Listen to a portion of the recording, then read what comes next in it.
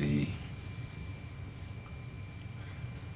I can talk a little bit more openly to you. Because Stephen A., he talking about if Serena was his wife, then he'd divorce her because she over there trolling some other man. And if you trolling some other man and you with me, you ain't supposed to be with me. I'ma divorce your ass. Stephen A., you're showing your weakness. Or it might even be your lack of understanding. That young, pretty girl evidently was not being treated like a lady. She was not being treated the way that she wanted to be treated. So it looks like he left the way that I see it. And there's no telling how far out her feelings were because of that relationship. And for her to face her experiences straight on is mentally healthy. And not a threat to her marriage. I mean, shit, if I be perfectly honest, I wish she'd stayed within the race. I guess she halfway did. Oh no, she didn't at all. She would if she'd have married Drake. And I wish she hadn't married one of us. I wish she had been treated by Drake in a way that she feel that she wanted to have babies, his babies, or the babies that she, instead of the babies that she had with her husband. Now, if you're talking about that, and see, I even look at how possibly, and I don't know this, but I would gander that possibly even the girl not liking herself or using, looks like she done had plastic surgery on her face, which means that she didn't like the way she looked. She wanted to change the way she looked, and she was a pretty lady. Very pleasing to the eye. I can't see why she would want to do that, but I could possibly, I would not be surprised if the relationship that she had with you, Drake, caused her to psychologically not like herself and start implementing that change to where she changed herself, hopefully into something that when they got through that she liked. Ah, man, you blew it. And then Stephen A., you know, even though she addressed that experience on that big stage at the halftime of the Super Bowl, that don't mean that she's trying to go back to Drake. She happily married, it appears. And even if it ain't, it's her decision. And I ain't saying for it to go one way or another. But the thing is, Stephen A., you missed the whole message of the performance because you dipping in Serena's business. Them youngsters were saying, from the way I see it, that we can be, or they can show us how we can be, or they're showing us how they are in this oppressive society.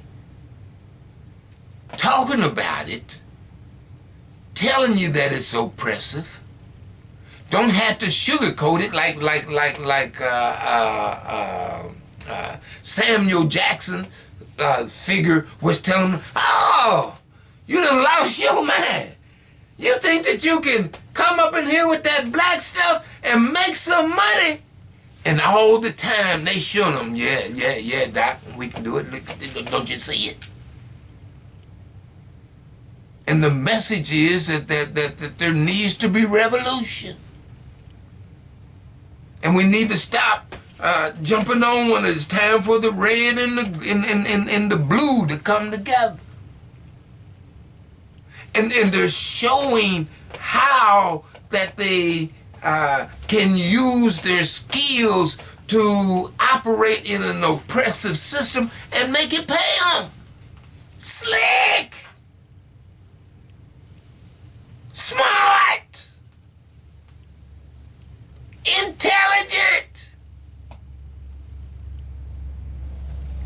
The baddest people that walk the face of the earth! Creative! And I'm saying, as the elder, I recognize your achievement and I support your achievement, but I got a question for you. All right, now you have enhanced, you have increased your spendability. What about your capability? Are you expanding that? Beyond just being creative, just being an art person. You say that you're a revolutionary. You say that you can be a revolutionary and make money. But what about the revolution?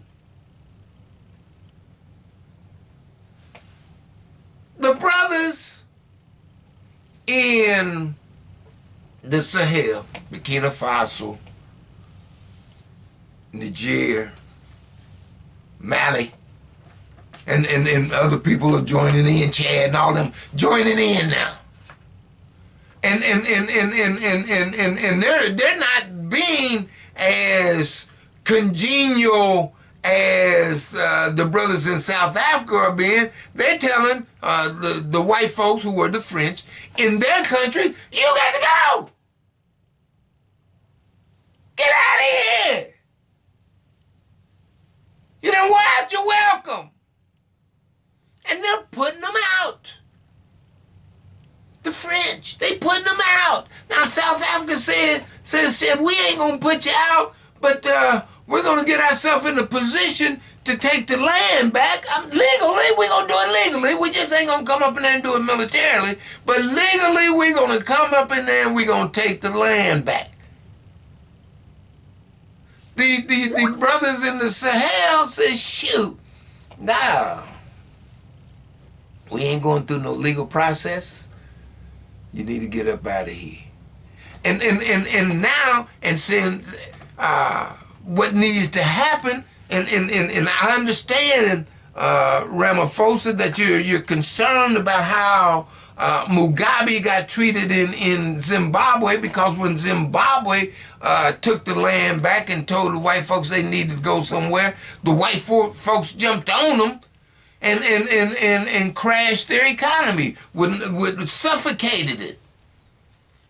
And so I understand you being a concern, but the reason why South Africa went down is because the Africans, countries around Zimbabwe, did not come to their aid. You just let them squander. You let them drown. No. If they touch one of us, they done touched all of us. No. You don't let them treat your brother like that. And if we understand that, am I mad at you? Yes. But does that mean that I love you any less? No. I'm saying, like my mama taught me, straighten up and fly right. And it can be rectified. It ain't like it's over with. I mean, we're going to make mistakes, and we should call out the mistakes. And I'm telling the youngsters, man, if Drake got issues, and I see all that you're saying about him, I don't know if that's true or not, but if Drake got the issues that you say that he has, you should call it out. We don't need that kind of behavior within the ranks, if that is true. And I don't know whether it's true or not, but I'm saying if you know something that I don't, and it appears that you do, then call it out and give the brother the opportunity to correct his behavior. Straighten up, man. Fly right. And if he does, then just like Serena knows what happens in her past, we will know what happened in his past, and we can use it as an educational tool going forward to say that we cannot have that type of behavior within our ranks. That behavior is not acceptable. Raise the people. And see now, young folks, Serena, Lamar, even Drake, if he straighten up, what are you gonna do? Now you done been yourself and you the revolutionary. What you gonna do with that heightened spendability? You got to develop your capability and eye capability. And if we reach together with the brothers on the continent, Ibrahim Traore, that brother, shoot, the white folks tried to buy him out with $76,000. He said, nah, I'm with the people. We're gonna develop the people. I ain't gonna take some and they don't get none. No, we'll get some together. I'll take this little $500 I get as my salary for being a captain in the military and take back that which you have stolen and help my people to develop that so that we all benefit from the resource. He's a bad man. And he's the leader that Kwame Nkrumah talked about that is of the people. Won't harm the people, won't take one penny from the people. Everything you do is for the people because there's plenty of resources in the ground to take care of all of us and some. We don't have to scuffle. We just need to straighten up and fly right. And Lamar, Serena, and all those others that's in that company. JC, Beyonce, y'all set it all up. All of you, I'm looking at you. Use that creativity to build us, not show us how to, and yeah, well, that's all right, how to make money in an oppressive system, but do something with it to where it's that we can get out of the oppression. That's the message. And if you agree with that, then let's sit down and talk. There's a way to do that.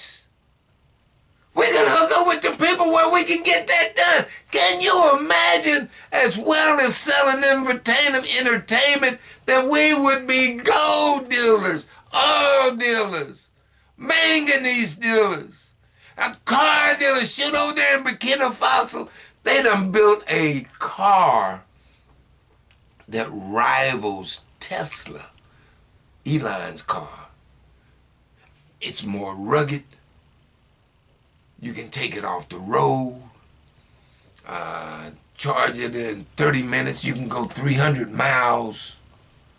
It's a bad boy. And they built that with all the resources that go into the car coming from the land on which they reside. They didn't go outside the country. So we can have that kind of expertise. We can multiply that expertise. And as well as you are performing as entertainers, you could be helping our people be gold dealers, sell cars. Are y'all hearing me? If we the baddest, which we are, then it's time to start acting like it. Don't we have no shame? How we let these clowns treat us like that? Talk to me. Nah, they ain't got no business treating us like that. We ain't got no business going to us. You gonna do that to us? Boy, you done bumped your head. Yeah, I'm talking about that. And that's the attitude that the brothers over in the Sahel have. They saying, look, don't come over here talking about you gonna take nothing. We Pan-Africanists. Touch one of us, you touch all of us. And even had to tell some old Uncle Tom Negroes that was running the ECOWAS, the Economic Community of West African States, had to tell them, look, you want to come over here and jump on Niger because they done put the white folks out to French, and you want to jump on them because you think that's mistreatment of the white boy? Look, you better keep your butt where you are, because if you touch Niger, you done touch Burkina Faso and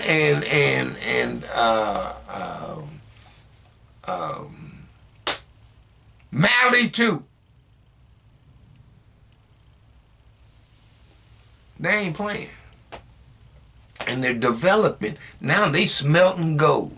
And they're so smart that they trash, the debris that the folks out of Canada was using, Barrick, the gold company in Canada, how they was over there stealing and getting the gold. In their process, they would get the gold, but it would throw some dirt away that still had gold in it. These brothers done found out how to get the gold out of the debris. It's about, I hate to use this example too. It's about like in slavery, the slave master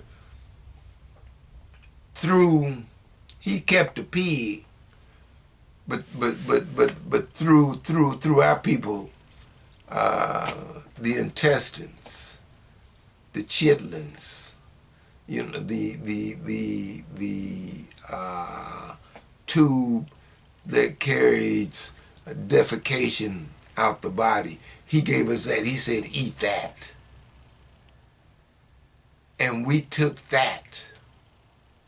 And now everybody wants something clean the doo-doo out of it, cooked it up, spiced it up, and now everybody want to eat it up. It reminds me how of that the brothers over on the continent have taken the waste and found a way to get the gold out of it that the white folks couldn't get. We just like you created that halftime show at the Super Bowl. These brothers, I'm telling you, that we the baddest thing walking the face of the earth. It's time to start acting like it.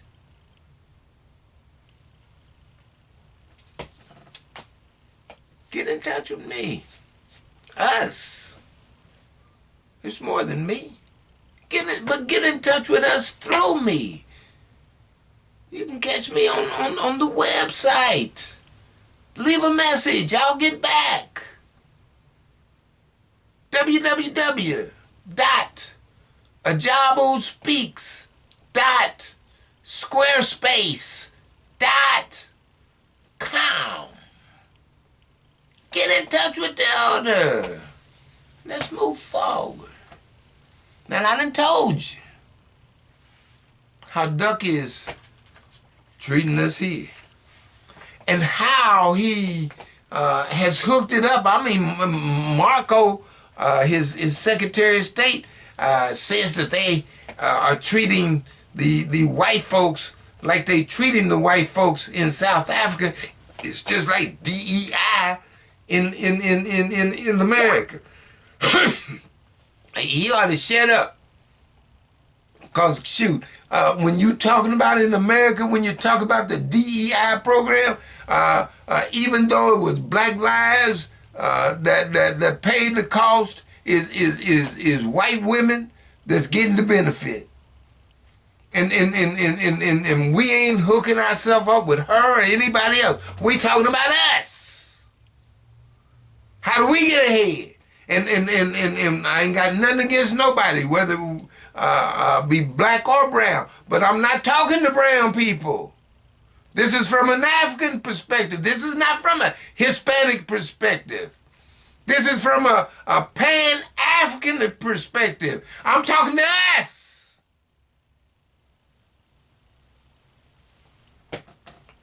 Time to get organized. Get mobilized. So that we can start realizing our rightful place in the world order of things. I'm bossed